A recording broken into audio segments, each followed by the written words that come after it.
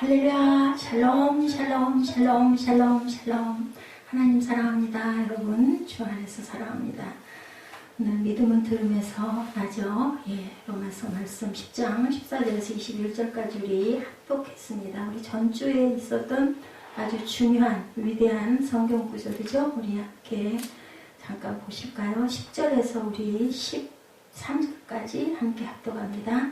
사람이 마음으로 믿어 의에 이르고 입으로 시인하여 구원에 이르느니라. 성경에 이르되 누구든지 그를 믿는 자는 부끄러움을 당하지 아니하리라 하니 유대인이나 헬라인이나 차별이 없음이라. 한 분이신 주께서 모든 사람의 주가 되사 그를 부르는 모든 사람에게 부요하시도다. 누구든지 주의 이름을 부르는 자는 구원을 받으리라. 그래서 우리 지난주에 제가 여러분에게 질문했었죠. 예수 믿는 것이 쉽습니까? 어렵습니까? 정말 뭐라고 말할까요? 엄청 쉽게 은혜를 받는 사람이 있는가 하면 십수년을 교회를 나가도 잘 모르겠어서 어떤 부인이 목사님 그렇게 열심히 기도하고 그리고 성경 공부도 열심히 하고 예배도 빠짐없이 나오고 교회 봉사도 하고 11조도 하는데도 왠지 하나님이 저를 정말로 구원해 주셨다라는 그런 마음이 아주 간절하게 들질 않습니다라는 고백을 했었노라고 제가 지난주에 말씀드린 것 같아요. 그랬더니 하나님께 여쭤보라고 그랬다고 그러죠. 하나님께 계속해서 그걸 여쭤보니까 내가 정말 죄인이구나. 나는 살아있어서는 안 되겠구나.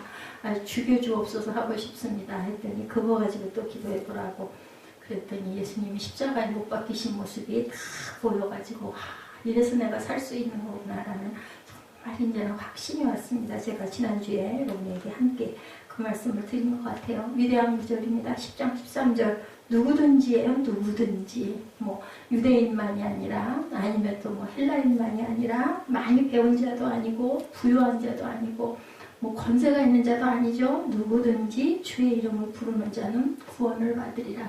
그리고 오늘 이제 14절부터 믿지 않는 일을 부를 수가 없죠. 그죠?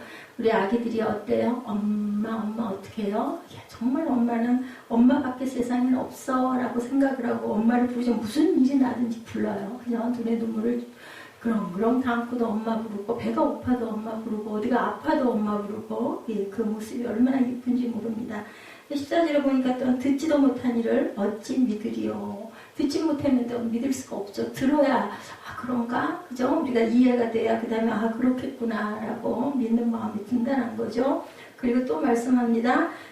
전파하는 자 없이 어찌 들으요. 전하고 전하려고 전파하죠. 파송합니다. 선교사들을 얘기합니다. 선교사는 요즘에는 평신도 선교사도 참 많아요. 이런 것처럼 좋은 소식을 전하는 발들은 어떻다고 아름답다고 얘기합니다. 그래서 전도하러 나가는 발걸음들을 보면 정말 아름답다. 아니 살아계신 하나님이 계셔서 당신들이 예수만 믿으면 구원을 받고 영원히 삽니다. 이런 소식을 전하러 나가면 얼마나 신바람이 나겠어요. 당신 죽을 거야 라는 얘기를 전하려면 너무너무 미안할 거 아니에요. 근데 당신 영원한 생명이 있어. 이 얘기를 전하려면 막 너무 기뻐서 신나서 신바람이 나서 나가야 할 건데 우리는 많이 무거운 발걸음임을 고백하지 않을 수가 없어요. 왜냐하면 받아들이는 사람들이 그저 그 아름다운 소식인데도 불구하고 다들 귀찮아합니다. 세상 것이 너무나 좋은 거죠. 세상 살기가 너무 좋아서. 그래서 우리 새벽 예배 늘 지금도 나누고 있지만 어때요? 낙타가 바늘귀에 들어가는 것보다 부자가 천국에 들어가는 게 정말 어렵다. 그렇게 보면 가난한 자가, 심령이 가난한 자가 천국을 소유할 수가 있다. 심령이 가난하면 나눠줄 게 없잖아요. 내가 의시되고 할 만한 게 없잖아요. 정말 나는 없습니다. 보잘것 없습니다. 나는 정말 아무것도 아닙니다. 이런 자, 이런 마음이 천국을 소유할 것이다 라는 말씀을 합니다. 누구든지 주의 이름을 부르는 자는 구원을 얻으리라. 이거는 놀라운 진리입니다. 입으로 우리가 항상 시인해서 마음으로 믿고 그리고 구원에 이른다라고 말씀합니다. 유대인이나 이방인이나 차별이 없다.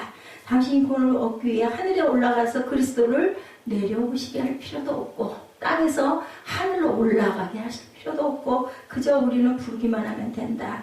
음부에 가서 예수 그리스도를 다시 부활시킬 필요도 없다. 뭐만 하면 부르기만 하면 엄청 쉬워요. 입술 안에 내가 예수를 긍정하는 그 입술, 그래서 우리 찬양을 많이 하죠. 그 입술만 있으면 분명한 것은 구원을 받을 수가 있다. 뭐 어디에 있다? 마음 안에 있다. 마음에 있으니까 입에 나오잖아요. 우리 그 가사를 흥얼흥얼거리면서 할 때 어때요? 정말 부르고 싶으니까, 기쁘니까 어깨춤이 절로 나오죠. 얼쑤얼쑤하고. 우리나라가 정말 신이 많은 민족이라고 합니다. 다윗 생각 안 나세요?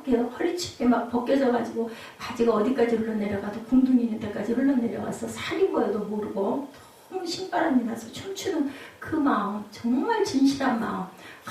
내가 언약궤를 정말 다윗성으로 모셔오는 날에 성공했어.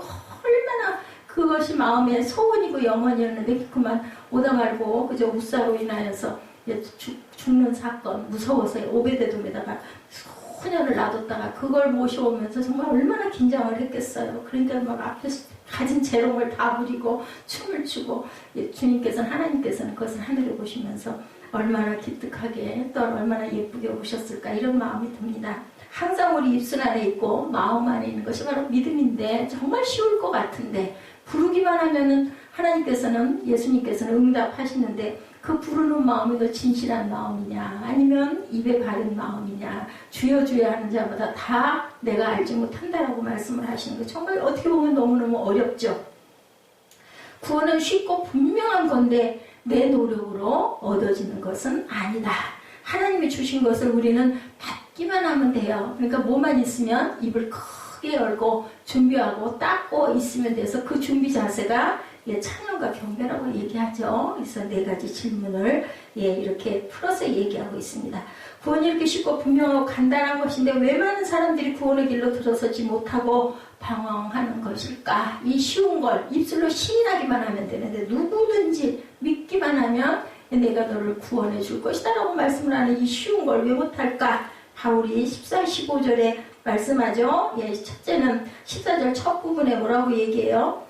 그런즉 그들이 믿지 아니하는 일을 어찌 부르겠느냐. 믿지를 못하는 사람인데 어떻게 너희를 부른들 대답이나 하겠느냐는 거죠. 그리고 또한 누구든지 예수 그리스도 이름을 부르는 자는 구원을 얻으리라 했는데, 믿지 않는다면 불러본들 대답을 하기나 하겠느냐, 따라오기나 하겠느냐, 몇 걸음 따라오는 척하다가 결국은 지집으로 도망가겠죠. 예수님이 나를 위해 십자가에 못 박혀 죽으시고 3일 만에 다시 살아나시고, 그리고 그 사실을 믿을 때 그 이름을 부를 수가 있다. 그러니까 그 믿음이 진짜 믿음이냐는 거지. 그게 정말 어렵다는 거죠. 믿지 않는 사람이 어떻게 예수를 부르고 찬양을, 정말로 찬송과 찬양은 믿지 않는 자들은 부를 수가 없어요. 그럼 뭐하러 부르고 앉았겠어요. 노래방 가가지고 신나게 자기 좋아하는 가요를 흥얼거리는 거는 신바람이 나지. 정말 그 찬송은 믿지 않는 사람은 부를 수가 없다. 예수님의 이름을 부르고 예수님을 입으로 시인한다고 하는 것은 그가 예수님을 믿는다라는 증거라는 거죠. 두 번째 질문 14절 가운데 있죠. 듣지도 못한 일을 어찌 믿으요? 들어야지 믿든지 말든지 이해를 하든지 말든지 하지 않겠느냐는 거죠. 들어본 일이 없는데 어떻게 우리가 알겠느냐는 거죠. 못 믿는다는 거죠. 예수가 나의 주 나의 하나님이라는 것을 믿으려면 최소한 예수님에 대한 소식을 들어야 한다. 세 번째 질문이 14절 마지막 부분에 마지막에 있죠? 전파하는 자가 없이 우리가 어찌 들으리요 얘기합니다. 또 전파해야 돼요. 그래서 전파죠. 전하는 파송을 해야 된다. 그것이 어디의 사명? 교회의 사명입니다. 그래서 우리는 믿고 구하고, 그리고 듣고 믿고 구하면은 그 다음에는 파송해야 된다. 우리가 여기서 훈련을 해서 밖으로 나가서 증거하고 전해야 된다. 각자의 자리에서 그것이 꼭 어디 해외 어디 그죠? 선교를 하러 꼭 나가서가 아니라 우리는 밖에 나가면 그리스도의 향기가 돼야 된다. 우리는 믿는 자의 본이 돼야 되고, 나는 다 드러낼 줄 알아요. 나 예수 믿어요. 나 예수님 믿어요. 나 예수님 알아요. 당신도 믿으세요. 이것이 모습으로 그리고 입술의 고백으로 항상 어디서나 드러날 줄 알아야 된다. 우리는 이것을 가리켜서 메신저라고 말합니다. 소식을 전하는 사람, 메신저가 분명히 있어야 된다라는 거죠. 누군가 전해주는 사람이 있어야 말씀을 듣고, 말씀을 들어야 믿음이 생기고, 믿음이 생길 때 예수 이름도 부를 수 있고, 구원의 하늘도 우리가 향해서 그것을 바라볼 줄 알게 된다는 겁니다. 네 번째 질문은 15절 첫 부분에 있죠. 네 번째 질문 15절 첫 부분. 보내심을 받지 아니하였으면 어찌 전파하리요? 그 파송도 누군가가 보내야 예수님도 누가 보내셨어요? 하나님이 보내셨기 때문에 우리에게 오셨던 것처럼 기록된 바 아름답도다 좋은 소식을 전하는 자들의 발이여 함과 같으니라. 예, 이렇게 증거하고 있습니다. 메신저가 메시지를 전한다고 가정을 해봤을 때 메신저는 스스로 가서 이야기하는 사람이 아니라 누군가에 의해서 보냄을 받은 사람들. 예수께서 그래서 12제자를 길러서 파송하죠. 2사람씩 묶어가지고 마치 우리나라의 대사를 각 나라에 파송하듯이. 그래서 대사관이라는 곳이 있죠. 해외 나가면 하나님이 우리를 보내시는 건데 그 보냄을 위해서 예수께서 오셨다라는 거죠. 메시지를 전하지 않은데 누가 들을 수 있겠느냐? 듣지 못하는 누가 믿을 수 있겠는가? 믿지 못하는 어떻게 부를 수가 있겠는가? 믿으니까 우리는 부를 수 있다는 거죠. 예, 복음을 들고 산을 넘는 사람들이 그래서 있었다. 그러면 오늘 14절과 15절에서 우리는 중요한 결론을 하나 갖습니다. 구원을 얻으려면 예수 그리스도의 이름을 불러야 되는데 그리스도의 이름을 부르기 위해서는 파송이 분명히 필요하다. 보내는 일이 없다면 구원도 없다. 구원은 산에 가서 혼자 돌을 닦고 깨달는 것이 아니라고 말씀하죠. 누군가가 하나님의 말씀을 전해줘야 그걸 듣고 우리가 믿게 되고 그리고 나는 또 누군가에게 뭐해요? 전도하게 된다. 우리 그릇이 뜨거우면 그 전도가 옆에 그 공기를 훈훈하게 하죠. 이런 것처럼 그 전도가 돼야 된다. 그 뜨거운 냄비 우리 잡았다가는 손이 되지 않습니까? 이것이 바로 전도가 되는 것이다. 예, 믿음이 팔팔 끓어서 성령에 충만하게 있어가지고 그냥 누군가가 옆에서 만나기만 해도 그냥 전해지는 전도. 그러려면 우리가 그리스도의 모습 형상이 되어야 된다는 거죠. 믿음이 생길 때 예수님을 찾고 구하고 두드리고 부르게 되죠. 당연히 사모하니까 그리워서. 그렇다면 교회의 최대 임무는 바로 파송이다. 보내기 위해서. 그 파송을 위해서 예, 교회들은 열심히 헌금도 걷고 그래서 각 나라에 그 선교사들을 세우기도 합니다. 사도라는 말은 아포스텔로라는 말에서 나왔어요. 원어적으로 이 뜻은 내가 너희를 보낸다. 내가 너희를 세상에 보낸다라는 뜻입니다. 그래서 우리가 유명한 말씀이죠. 마태복음 28장 19, 20절에 너희는 가서 모든 족속으로 제자를 삼아 아버지와 아들과 성령의 이름으로 세례를 주고 가르쳐 지키게 하라. 예, 이런 말씀이 있죠. 바로 이 기쁜 소식, 여기서 뭐예요? 굿뉴스라고 얘기하죠. 기쁜 소식이기 때문에 예수가 당신을 위하여 십자가에 못 박혀 죽으셨고 예수가 당신을 위하여 부활하셨고 예수가 당신의 죄를 담당하셔서 그 죄를 다 감당하시고 그리고 용서하시고 당신의 아들로 인치시고 구원받게 해주셨다. 그 예수는 부활하셔서 우리와 함께 계신다라는 성령으로 우리 안에 함께 계시죠. 그리고 하나님 보좌 우편에서 저와 여러분을 위해서 기도하고 계신다. 예, 그래서 예, 이것을 전할 때 우리는 신부람이 나야 된다는 거죠. 기뻐야 된다는 거죠. 발걸음이 그냥 날아갈 듯 가야 된다는 거죠. 모든 사람들에게. 반면에 사형장에 끌려가는 바는 어떨까요? 무겁고 가기 싫고 정말 안 갈 수도 없는데 뭐 밀어대니까 가긴 가야 되지만 얼마나 무섭고 공포스럽고 두려울까요? 그죠? 예수 그리스도 이름을 부르려면 일단은 믿어야 되고 믿으려면 들어야 된다는 겁니다. 예, 들으려면 누군가가 전해야 되고 전하는 사람이 있으려면 보내는 사람도 분명히 있어야 된다. 이 소식을 전하러 가는 사람의 발은 복된 발이다. 이 얘기가 10장 15절 중간 부분에 기록된 바 아름답도다 좋은 소식을 전하는 자들의 발이여 라고 예, 이렇게 증거합니다. 이런 복된 발걸음들이 되시기를 주님의 이름으로 축복합니다. 우리의 발이 동물맹이를 차는 발이 아니고 예, 다른 사람의 엉덩이를 걷어차는 발이 아니고 바로 복된 발걸음들이 되어야 되겠죠. 기쁜 소식을 전하는데 사용되는 발은 정말 아름다운 발이고 정말 신바람이 나는 발이고 정말 날아가고 싶은 발이 되어야 된다. 이 말씀은 원래 이사야 52장 7, 8절에 있는 말씀이죠. 좋은 소식을 가져오며 평화를 공포하며 복된 좋은 소식을 가져오고 구원을 공포하며 시온을 향하여 이르기를 내 하느님이 통치하신다 하는 자의 산을 넘는 발이 어찌 그리 아름다운고 들을지어다 너의 파수꾼들의 소리로다 그들이 소리를 높여 일제히 노래하니 이는 야훼께서 시온으로 돌아오실 때 그들의 눈이 마주 봄이로다. 이렇게 이사야 말씀에 증거하고 있습니다. 예, 통일의 소식 우리의 영혼이죠. 우리의 소원은 통일. 저 어렸을 때 이 노래 굉장히 많이 불렀었어요. 정말 이제는 제가 나이가 이렇게 많은 세월이 흘러왔는데 아직까지도 그 통일이 되지 않았는데 왠지 모르게 제가 살아있을 그 날들에 통일의 소식이 오지 않을까 이런 마음이 듭니다. 왜냐하면 많은 분들이 교회마다 다들 통일을 위해서 부국 그 통일 기도 그 회들을 다들 가지고 열심히 기도하고 있기 때문에 분명한 건 십자가 아래서 무엇으로 사랑으로 평화의 남북 통일이 될 줄로 믿습니다. 가정이 화해하고 그리고 사업이 풍부하는 그런 소식을 듣는 그러한 나라 대한민국이 돼서 정말 그것으로 많이 벌고 많은 그저 그 사회적으로도 그리고 경제적으로 많은 것들이 부흥이 일어나서 많은 선교사를 또한 파송해서 하나님의 나라가 땅 끝까지 증거되는 복된 소망이 이 나라에 있기를 주님의 이름으로 축복합니다. 복음이 비친 자들이죠. 우리 모두는. 그렇기 때문에 그것을 증거하고 전해야 되고 우리는 스티그마를 갖고 있다. 예수의 흔적을 우리 마음밭에 우리의 모습 속에 가지고 있어서 작은 예수들이 되어야 된다고 합니다. 전 세계로 복음을 두고 다른 언어, 다른 문화권, 다른 종족에게 위험과 고통과 외로움과 가난함을 무릅쓰고 이 기쁜 소식을 전하기 위해 떠나가신 분들, 그것이 바로 누구라고요? 선교사들이라고 하죠. 평신도 선교사, 성직자 선교사들이 있습니다.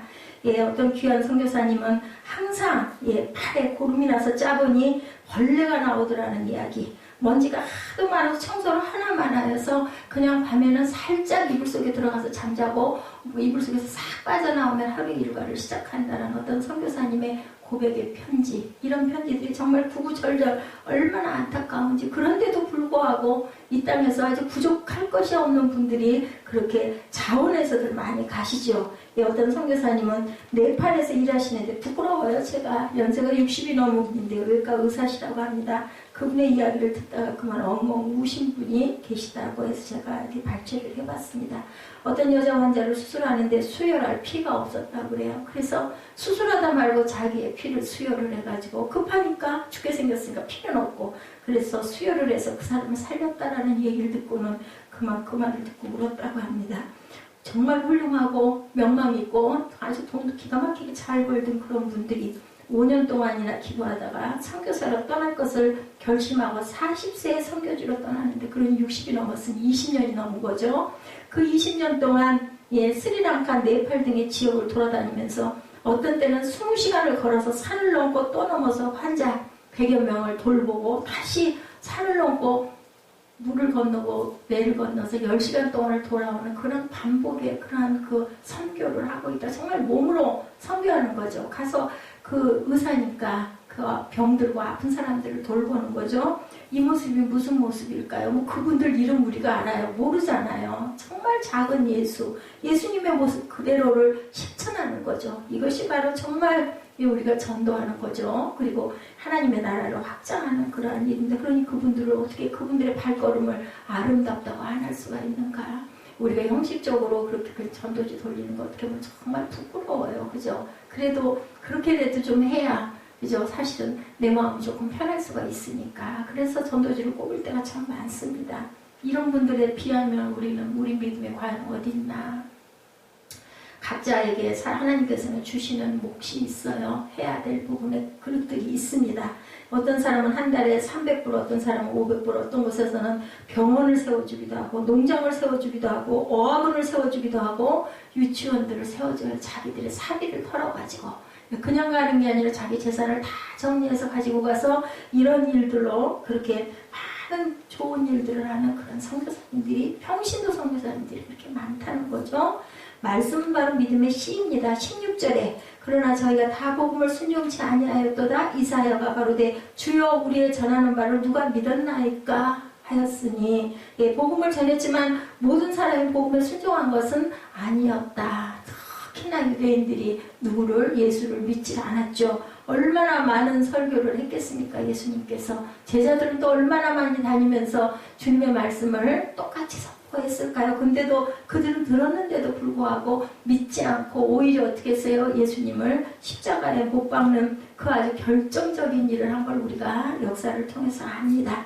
복음을 들을 수 없었던 이방인들은 오히려 복음을 받아들였는데 복음을 받아들여야 했던 이스라엘은 복음을 거절하고 예수를 결국은 십자가에 못 박고, 근데 그것을 하나님은 알고 계셨다는 거죠. 그래서 그 도구가 사람들이 바로 이스라엘인이고 가룟 유다와 같은 사람들이었다. 왜 그들은 복음을 거부했을까? 듣지 못해서? 알아듣지 못해서? 아니에요. 다 들었는데도 뭐 했을까요? 믿지 못해서. 왜냐하면 그들이 기다렸던 메시아는 그런 모습이 아니었거든요. 아주 힘있고 능력있고 부유하고, 그죠? 자기들을 막 정말 어렵고 가난한 속에서 건져낼 그런 그 왕을 기다렸는데 본이 너무너무 초라하잖아요. 보잘것없잖아요. 그리고 병을 고친다고는 하는데 맨 하는 소리를 들어보니 율법을 어기는 말만 열심히 하면서 내가 하나님의 아들이라고 하니까 그들은 그만 너무너무 분노한 거죠. 너무너무 실망하고 절망한 거죠. 저 사람이 왕이 됐다가는 뭐 나아질 게 아무것도 없겠다. 그러니까 메시아 아니야. 죽여야 돼. 그리고 진짜 오실 메시아가 있을 거야. 그리고 기다리고 있다는 거지. 지금도 기다리고 있다는 거지. 유대인들은 예수를 믿지 않은 자들이 유대인들이죠. 지금은 문이 열려서 그래도 성경을 보려고 하고 신약 성경을 찾고 예수를 믿겠다고 하는 사람들이 여기저기에서 많이 일어나고 있다고는 합니다.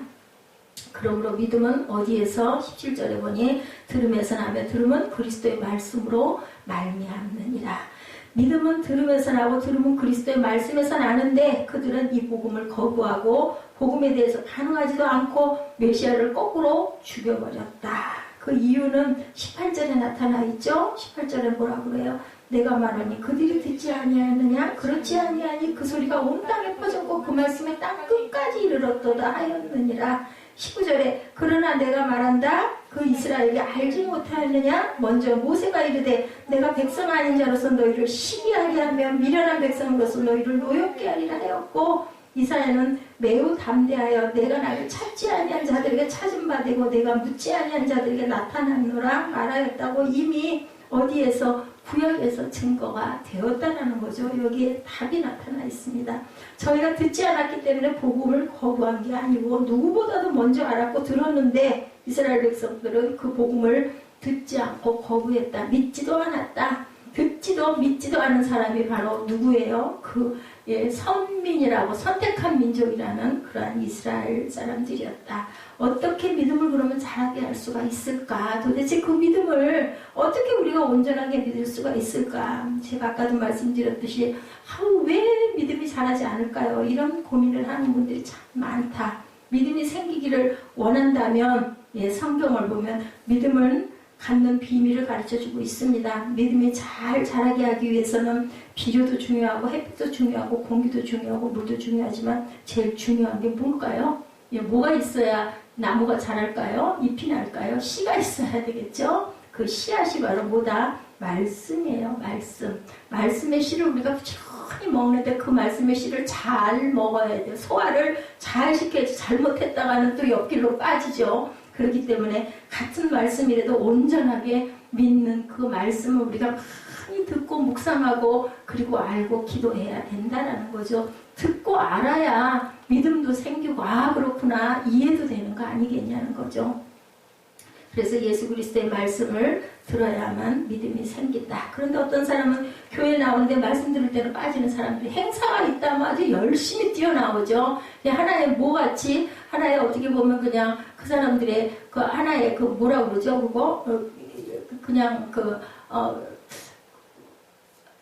자기들 그냥 뭐라 그래야 하나 오락성이라고 그래야 되나 아니면은 자기들의 취미라고 그래야 되나 어떤 그런 식으로 모여서 뭐를 구매한다 바자회를 한다 무슨 행사를 한다 어디를 놀러 간다 놀러도 많이 가잖아요. 그러면 그냥 열심히 오는데 해가지고 말씀 성경 공부를 하는데 몇 바퀴를 돌아서 무슨 광주리 이런 것들이 있어요. 3주 동안 그렇게 한다. 매일매일 나와야 된다 하면은. 그런 데는 또 일부러 쏙쏙 빠지시는 분들이 있다라는 거죠. 자, 그렇기 때문에 성경을 많이 듣고 묵상해야 된다. 그것이 바로 믿음의 씨고, 그 믿음의 씨로 인해서 우리 믿음이 견고해지고 잘한다는 걸 알아야 된다. 그래서 우리는 묵은 땅을 기경할 줄 알아야 된다. 믿음이 생기는 두 번째 비결은 좋은 땅이 돼야 된다. 돌멩이도 없어야 되겠죠. 햇빛도 잘 내려지는 양지 바른 곳이어야 되고 비도 적당히 와야 하는 것처럼 말씀이 잘 자도록 내 마음을 옥토로 만들고 그리고 그 옥토밭에 씨를 잘 심어서 정성을 들여가지고 물 주고, 그죠? 자꾸 잡초도 뽑아주고, 이렇게 우리가 항상 단단한 믿음이 되려면은 항상 주님의 말씀대로 순종하고 행동하고 기도해야 된다. 우리 엊그저께 그 정바울 전도사님 오셔가지고 말씀하시는데 들어보니 어떻든가요? 우리가 이렇게 고난일 때가, 그러게요. 우리 교회가 얼마나 듣다 보니 마음에 얼마나 안타까움이 있었으면, 예, 남자분이다 보니까 표현은 못하지만 잘 좀 갔으면 좋겠는데 아마 그런 바람이었겠구나. 제가 나중에도 한 이틀 동안은 그 생각이 떠나지를 않더라고요. 뭐 이 자리에 서세요 해도 싫으시고, 예, 카메라도 찍겠습니다 해도 어우 절대로 싫다고 하더라. 아직 때가 아니라고. 아마 더 훌륭하고 더 유명해진 다음에 더 드러나야지, 잘못 소문이 퍼질까봐 싫으셨는지 그건 모르겠는데, 아브라함도 요셉도 그죠? 예, 25년씩이나 13년씩이나 그죠? 또 누구도 야곱도 거의 한 20여 년을 그렇게 고통당하고 고생하고 결론은 그랬을 때 누구를 만났다? 하나님을 만났다라는 거죠. 예, 그것이 바로 우리 심령의 가난함이다. 그래서 우리는 천국을 받을 수 있는 것처럼 그 어려움을 잘 극복해야 되지 않겠느냐는 그런 뜻에 결국은 30배, 60배, 100배의 열매를 꼭 맺을 것이라는 그 소망을 바라보라는 거죠. 우리의 믿음이 쑥쑥 자라기를 누가 바라신다고 그래요? 오늘 본문 끝절에 나타나 있죠. 이스라엘에 대하여 이르되 순종하지 아니하고 거슬려 말하는 백성에게 내가 뭐라고 그러셔요? 종일 내 손을 벌려놓으라. 손을 벌리고 내 자식을 기다리고 있는 그러한 그 탕자를 기다리는 아버지의 마음으로 주님께서는 그렇게 기다리고 있다라는 거죠. 19절에도 내가 말하노냐 이스라엘이 알지 못하느냐 먼저 모세가 이르되 내가 백성 아닌 자로서 너희를 시인하게 하며 미련한 백성으로 너희를 노엽게 하리라. 바울은 두 사람의 예를 들었습니다. 모세와 이사야. 모세야는 율법을 받은 율법을 대표하는 자, 이사야는 선지자를 대표하는 자였죠. 사도 바울은 모세의 율법과 이사야의 예언을 인용해서 말합니다. 너희들이 정말 몰라서 그러는 것이냐? 너희들이 듣지 못해서 그러는 것이냐? 이 20절에도 이사야가 매우 담대하여 이르되 내가 구하지 아니하는 자들에게 찾은 바 되고 내게 문의하지 아니하는 자들에게 나타났노라. 내가 스스로 나타났노라고 얘기합니다. 결코 이스라엘이 듣지 못해서 몰라서 메시아를 거부한 것이 아니다. 메시아에 대한 얘기를 듣고 알고 기다리고 있었는데 결론은 뭐예요? 욕심이죠. 본인들의 뜻대로 되지 않다 보니까 부정한 거죠. 믿고 싶지가 않은 거죠. 큰일 난 거예요. 저 사람이 만약에 메시아라면 어떡할 거냐. 이런 두려움들이 있었다는 거죠. 언제 어디서 어떻게 태어날지 메시아가 처녀에게서 잉태된 것도 다 예언으로 알았잖아요. 구약에도 나타나 있고 신약에도 나타나 있고. 이스라엘은 교만하고 완고해서 자신들의 성에 차지가 않은 거죠. 그래서 그 말씀이 딱 맞아요. 욕심이 잉태한 즉 죄를 낳고 죄가 장성한 즉 뭐가 돼요? 사망이 된다라고 얘기하는 그 말씀이 얼마나 옳은 말씀인지. 예, 설교도 듣고 성경 공부도 하는데 신앙생활이 고장이 날 때, 예, 우리가 기쁨이 없죠. 결국은 뭐가 율법적이 될 때 우리는 어떻게 해야 될 것인가. 예, 우리가, 예, 사람들은 변명을 합니다. 죄인은 자신의 허물을 볼 수가 없는 거죠. 도대체 왜 그래? 할 만큼 다 하는데도 결국은 뭐라고 얘기가 나와요? 삶과 사는 것과 현실 생활하고 그 믿음 신앙은 다르다. 각각이다. 절대 그렇지 않습니다. 깨닫지 못해서 그런 거죠. 이런 사람들은 절대로 예, 내 자신 내가 잘못돼서 내가 부족해서라는 얘기 절대 안 해요. 변명하고 핑계합니다. 신앙생활에 변명을 하고 핑계를 하고 있는 것을 발견하면 빨간불이 깜빡깜빡 켜지고 있구나라고 스스로에게 항상 깨달아야 된다. 자기 허물을 보는 사람은 남의 허물에 대해서 야단을 하지 않죠. 자기 허물이 보이지 않기 때문에 누구 탓을 한다는 것을 꼭 깨달아야 된다. 자신을 돌이켜볼 수 있는 저와 여러분이 되셔야 되는데 이스라엘은 자기의 허물을 보는 눈이 없었다는 거죠. 자기의 강팍함을 보는 눈이, 자기의 오만을 보는 눈이 없었다. 그래서 복음을 거부하고 메시아를 십자가에 못 박았던 것이죠. 그래서 그랬을 때 21절에 보니까 내가 손을 벌리고 기다리고 있었다라고 결론은 이렇게 말씀합니다. 도살장에 끌려가는 양의 모습, 털 깎는 자의 앞에서 잠잠한 양과 같이 인류의 모든 죄를 담당하셨던 예수님의 모습이 그렇다고 이사야서에도 그렇게 얘기하고 있죠. 우리 하나님은 하루 종일 손을 벌리시고 순종치 아니하는 사람들, 거스르는 사람들을 예, 참고 기다리고 돌아오기를 원하고 계신다. 기막히게 부모의 마음을 고통스럽게 한 자식이 있었다고 해요.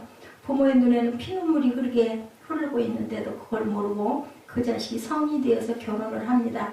아이를 기르게 되죠. 어떻게 된 일인지 자기가 낳은 자식이 과거에 자기보다도 몇 배나 못되게 구는 거예요.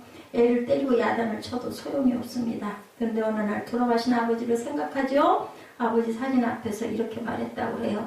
아버지가 이렇게 나 때문에 속이 썩었겠네요. 예, 그런 마음이 되죠. 예, 저도 그래요. 저도 내가 옛날에는 그보다 더 했지. 이럴 때가 많습니다. 그러면 야단을 치다가도 양심이 찔림이 있어요. 근데 어떻게 나보다는 그러지 말아야 복을 더 받을 거니까 하나님의 은혜 속에 거하라고 자꾸 얘기를 하고 타이르죠. 그분은 오늘도 저와 여러분들을 바라보시면서 손 벌리고 계시다라는 것. 그 품속에 우리가 탁 안겨가지고 아버지 나왔어요 할 때 우리는 어떻게 할까? 아버지는 어떻게 할까요? 그저 포근하게 안아주시지 않을까?